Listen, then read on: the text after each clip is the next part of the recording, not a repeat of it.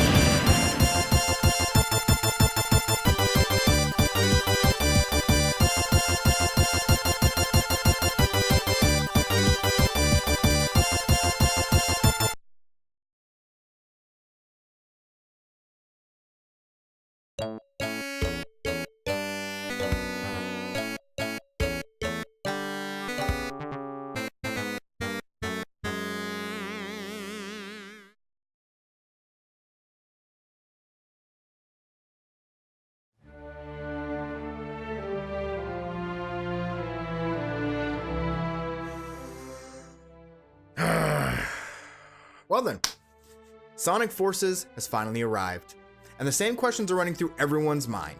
Is the game good? Does it do better than Sonic Generations or maybe even Sonic Colors? Does it redeem the Sonic franchise? And the question is a good one, but I have the answer with me right here. And the answer is no. It's not good.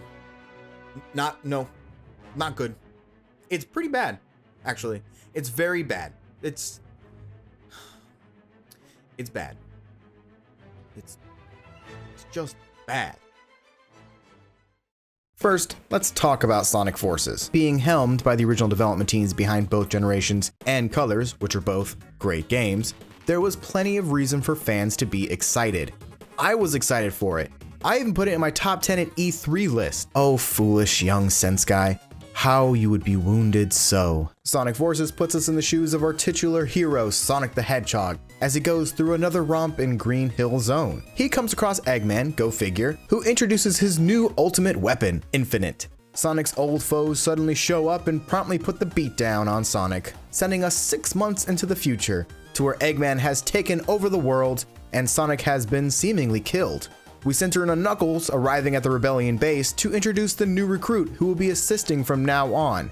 And this new recruit is our own avatar, who we get to customize. Originally, I was very skeptical when this was first announced, as I have mentioned before. Honestly though, using the avatar was really fun. You of course get plenty of customization options for your avatar, including changing their clothes, colors, and even their species. These options range from a wolf all the way to the familiar looking hedgehog. These different species not only look different, but also offer their own unique abilities depending on what you pick. I went for the bird species personally for the all-effective double jump ability, but nearly every species has a use depending on your skill level or experience. Or you can make your avatar the ugliest thing in the entire Sonic universe. The choice is yours, rookie.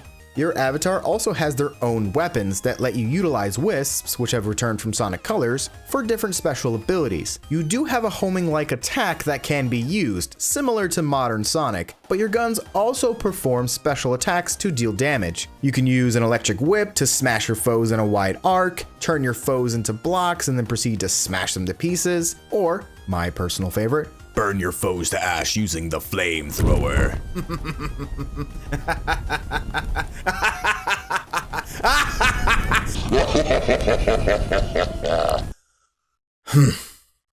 All of this together creates a really strong and effective gameplay experience that makes you feel like your own original Sonic character. It's rather impressive, actually.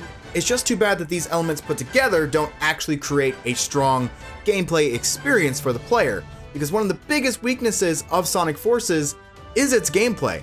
The controls are atrocious, to put it lightly. Everything in Forces just seems broken. Every single little thing you do is just so wildly inconsistent, and it usually stems from the momentum physics. Characters seem to either move too fast right off the bat, or not fast enough, creating awkward jumps that either shoot you too far of a target, or overshoots you into certain death. Even jump height has this weird gravity where sometimes you hold the button down and jump high, and other times you hold the button down and you just do a short hop. It's also difficult to change your direction in the air. So many times I've tried to manipulate my character while airborne, only to find myself falling straight back down. Even the springboards, a Sonic series staple, only shoots you straight up into the air with literally no momentum and no traveled arc. I've even experienced input lag on certain stages where I pressed the button and nothing happened. So I naturally press it again, thinking I didn't press it hard enough, only for the game to quickly shoot off both inputs, and these issues apply to all three characters. Modern Sonic suffers from a strange floatiness that plagues his levels, and classic Sonic is the worst offender since none of his physics match the older games at all, which is a slap to the face considering the recent release of Sonic Mania. The Avatar does have the least amount of issues, but they still pop up every now and again. Overall, this creates an incredibly frustrating experience as a whole. That makes for one unfun environment for the player, and that's the problem with the game. Everything in the gameplay department feels so unpolished and so untested. And I didn't want to believe it. At one point, I thought it was my fault, like I was messing up somehow. Maybe even my controller. I legitimately thought my controller was broken, that it just wasn't doing everything right. So I decided to test it out. I turned on Sonic Mania, played through a stage, and I can 100% confirm that my controller is good. It played that stage beautifully. But don't worry, it's not the only thing Sonic Forces tends to mess up. Like the plot, for instance. The story of Sonic Forces takes a stab at being just a tad bit darker. Eggman takes over the world in this game, and as such, there is plenty of talk of the amount of casualties from this war against machines. While I do appreciate this approach and like the idea of a darker story, being a fan of the original Sonic Saturday morning cartoon, not the bad one, the good one, the story is told so lazily that it really lacks any impact. Take, for example, important plot points, which are glazed over in lieu of text boxes to show the passage of time. Thanks for telling me that, game. How about next time actually use some effort and show this transition instead of just saying it? A cutscene can make up a lot of words. I mean, how would you like it if I made reviews like that? Hey guys, my name's censkai, and today we're gonna play Evergrace.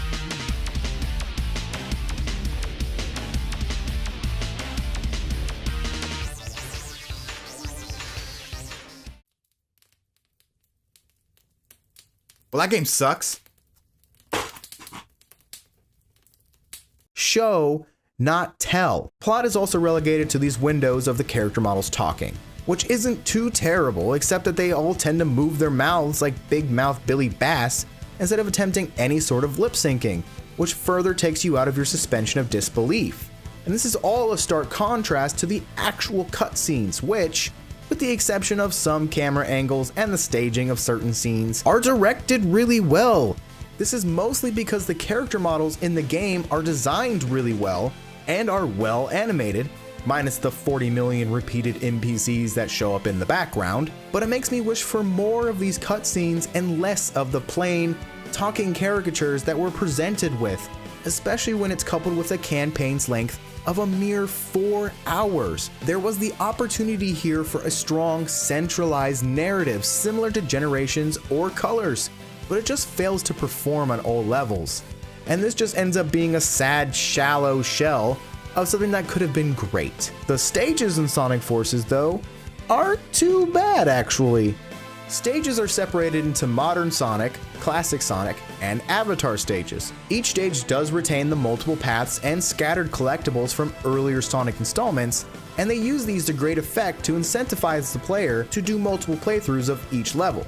Especially in the Avatar stages, since you can progress through the level with different skills with your different weapons, depending on what you have equipped. It's just too bad that most of them are still marred by poor controls, because nearly every stage is pretty fun to play. Everything moves at a good pace, and enemies are placed in pretty strategic locations to help you sustain your speed and reward players' reaction times. There are also paired stages new to Sonic Forces, which sees your Avatar and Sonic partner up. Unfortunately, other than the first stage that you do this on, every single other one is lackluster, and it fails to effectively make you switch between Sonic and your Avatar to progress through the stage. I was able to beat these stages usually with just Sonic, leaving my poor bird girl to just be there. If anything though, at least the stages are pretty to look at. Every stage has a cavalcade of colors to please the eyes, and little details added to the background and foreground of each stage really makes them a treat just to go through. Even the music for most of the stages has a pretty melody and even little effects like slowing down the tune for a slow moment in the stage,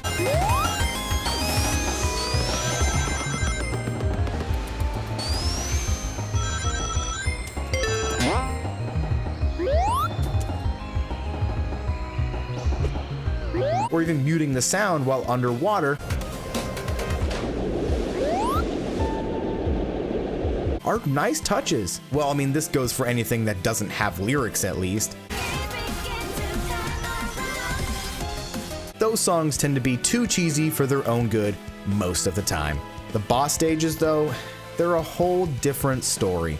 There is no real challenging boss fight in Forces. The only boss who was any trouble was the final boss, and not because he was challenging, but because of, once again, the poor controls. The bosses don't really offer much in the way of adding any interesting gameplay or making use of new mechanics in a new way, and two of them are just the same exact fight with different skins. It is a huge missed opportunity, since we're introduced to some of Sonic's most notorious past villains and rivals, only to have two of them be any sort of threat during the course of the game. Missed opportunity. That's the main theme of Sonic Forces. Everything this game does right, there's something around the corner that just does it wrong. With more refined controls, this game could have been great. At least good, despite its other inherent flaws. The avatar customization was done very well and had a good progression of unlocking by playing stages. It also integrates your character into the story pretty well, makes you feel like a part of the Sonic universe, and that's really hard to do with a lot of titles.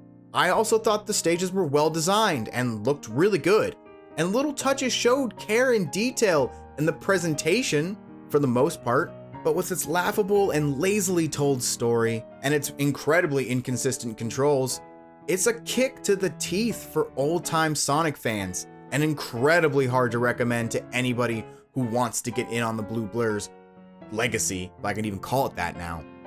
It's just a really rough game and could have used a lot more polish. I have to give Sonic Forces a 5.5 out of 10. And honestly, if the developers want to come out and make a patch that fixes a lot of the inconsistency of the gameplay, then I will happily update this review score, because I think Sonic Forces can be a great game, but its execution is terribly poor. Just bad, and just an insult. I'm insulted. Now my anger has turned to sadness. Well, that's it from me. But if you want to see more, like and subscribe. It always helps out. I am now going to go and lay on my couch and cry into my Sonic plushie until I get a better Sonic game one day. But until then, just do whatever you were doing before you watched this video, I guess. So, bye.